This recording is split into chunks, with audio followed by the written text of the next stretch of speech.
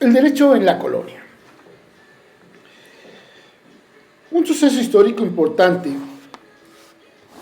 que se da en nuestro país, en nuestro México, es el desembarco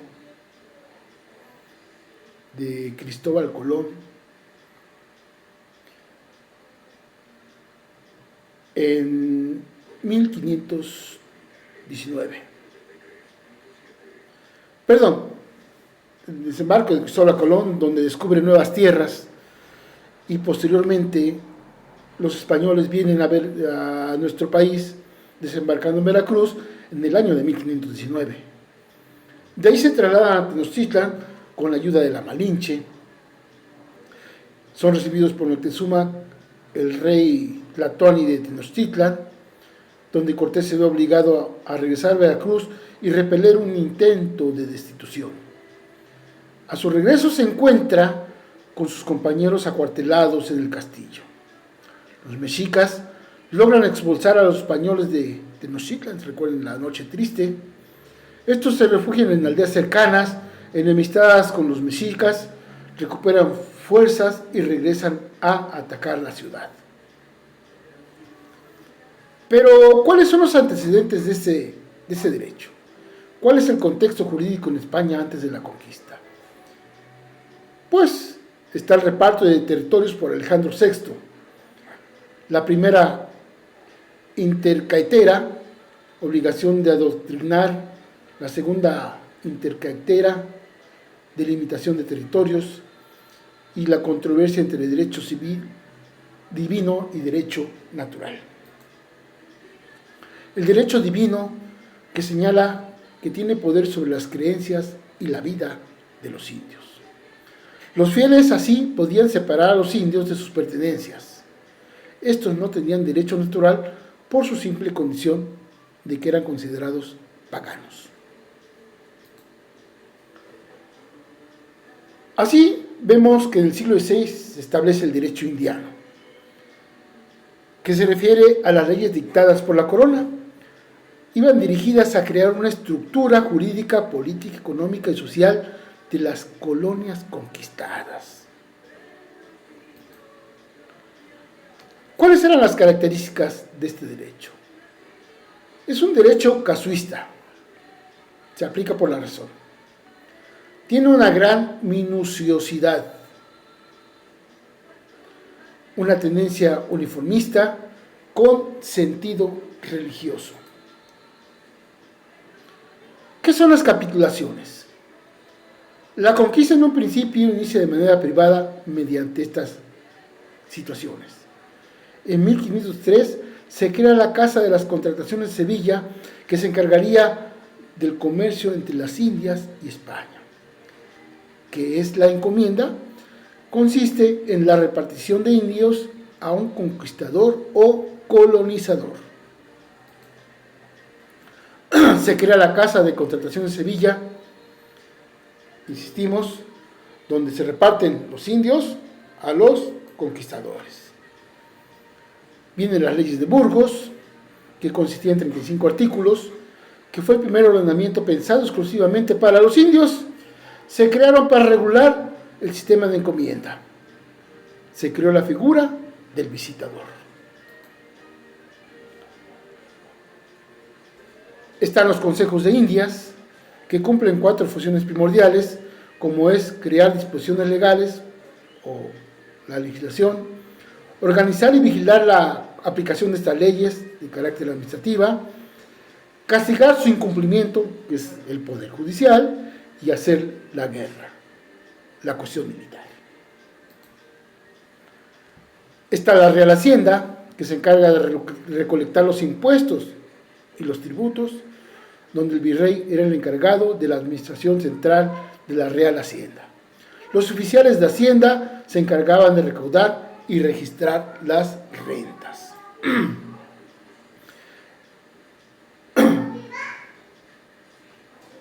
El primer virrey novohispano fue Antonio de Mendoza, y él sería el representante directo de la monarquía en 1535. Los tribunales de justicia no hispanos eran la Real Audiencia, que fue el órgano judicial principal, pero existían también tribunales para impartir justicia en menor grado. Había ordinarios y extraordinarios, debido a la existencia de numerosos fueros según la persona, clérigo, militar, etc., o las circunstancias del hecho, delitos contra la fe, la Real Hacienda, etc. Los principales tribunales del fuero especial eran la acordada, que servían para perseguir y castigar delitos cometidos en despoblado, el consulado, que se aplicaba a los comerciantes, los tribunales religiosos, el tribunal del Santo Oficio de la Inquisición, el juzgado general de indios, la mesta para ganaderos y el protomedicato, que era aplicado a los médicos y los boticarios. El tribunal del Santo Oficio, que era el que tenía la Inquisición, funcionaba de esta manera. Iniciaba con una acusación. Iban y aprendían al sujeto y 8 días después se tomaba su declaración. Se celebraron otras audiencias para presentar pruebas y testimonios, se dictaba la sentencia y se dictaba la culpabilidad, cuya pena era de reconciliación o azotes, multa, encierro o la hoguera, que era conocida como relajación de brazo secular. La división geográfica política en esta etapa era la administrativa, que dividía las provincias, gobernaciones y reinos. La eclesiástica, que organizaba esta división en diócesis, arquidiócesis, provincias de evangelización y distritos inquisitoriales. Otra división era la judicial, que estaba compuesta por las audiencias y distritos jurisdiccionales, y la militar en capitanías generales. Aquí se dieron leyes nuevas que estaban surgiendo precisamente por el descontento de la situación precaria de los indios. Los cuestionamientos de Fray Bartolomé de las Casas y otros juristas provocó que el rey Carlos V firmase la promulgación de las leyes nuevas el 20 de noviembre de 1542. Fungió como una especie de constitución política para las nuevas colonias. Aquí se prohíbe la esclavitud de los indios, se suprime el sistema de encomienda y se regulan los futuros descubrimientos y conquistas. Todo ello representa un conflicto con los encomenderos. Se suscita un levantamiento armado que culmina con la muerte del rey Blasco Núñez Vela de Perú. Su sucesor Pedro de la Gasca venció a los rebeldes y realiza modificaciones que facilitan la aplicación de las leyes. Las capitulaciones legales en las colonias, donde las autoridades dictaron un sinnúmero de leyes que cambiaban constantemente de acuerdo a las necesidades. Juan López de Velasco inicia por orden de la corona la recopilación del derecho indiano. El trabajo final se conoce como la Copulata, que comprendía más de 9 disposiciones.